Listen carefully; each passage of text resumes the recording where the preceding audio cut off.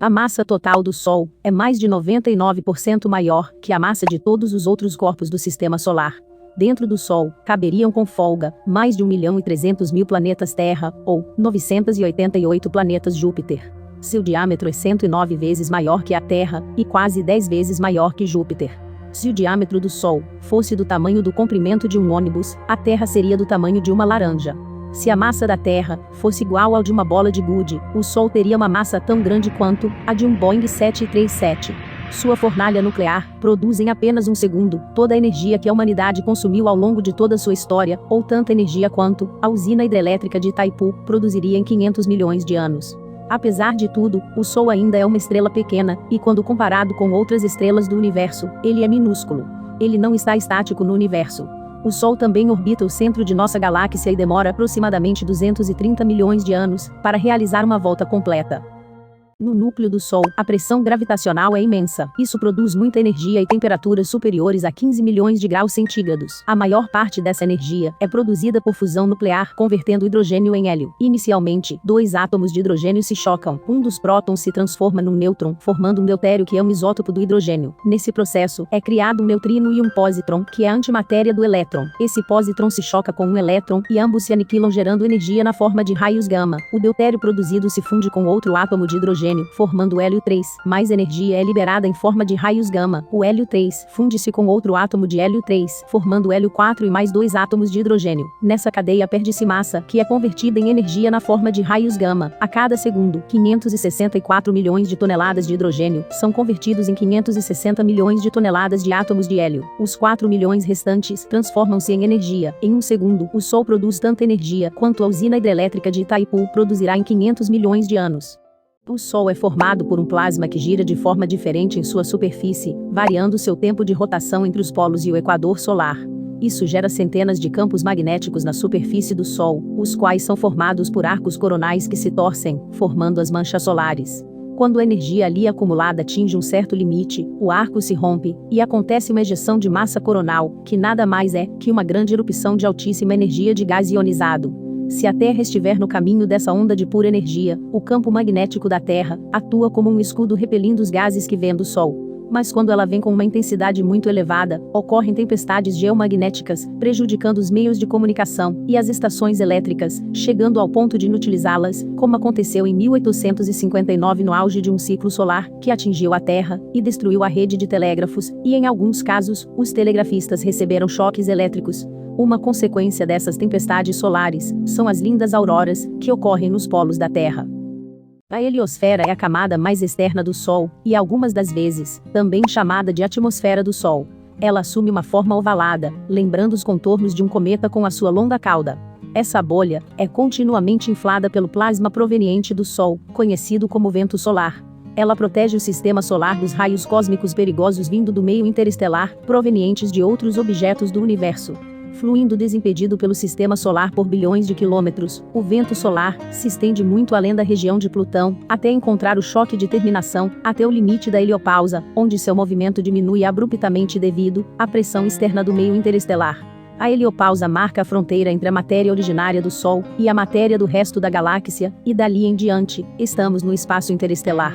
Esse é o limite onde o meio interestelar e as pressões do vento solar se equilibram. As sondas Voyager 1 e 2 já cruzaram essa fronteira da heliopausa e se encontram no meio interestelar, além das fronteiras do sistema solar. Uma antiga estrela que colapsou há muitos bilhões de anos atrás, explodindo em uma gigantesca supernova, formou uma enorme nuvem de poeira e gás, expandindo-se num tamanho bem maior que o sistema solar atual, espalhando oxigênio, nitrogênio e, principalmente, muito hidrogênio e hélio pelo espaço. A gravidade atraiu a poeira e o gás, encontrando condições favoráveis para se aglomerar e se juntar em pequenos blocos, que por sua vez, começaram a se juntar em blocos cada vez maiores, criando então, os objetos do jovem sistema solar.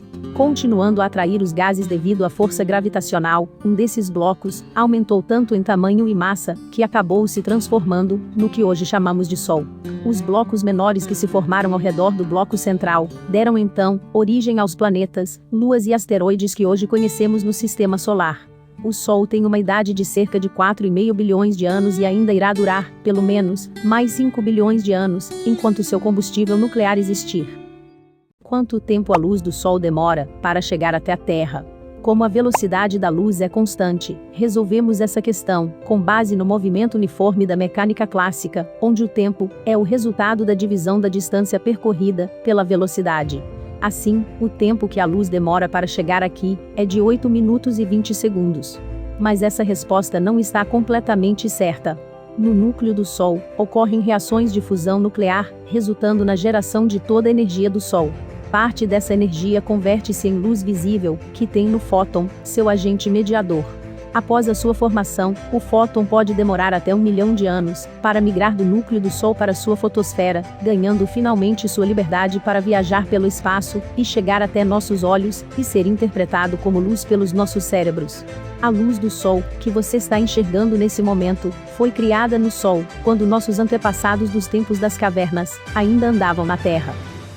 O vento solar é uma corrente de partículas carregadas no estado de plasma, o qual é um dos 4 estados fundamentais da matéria. A presença dessas partículas carregadas é o que diferencia o plasma dos outros estados da matéria, sendo a forma mais abundante de matéria no universo.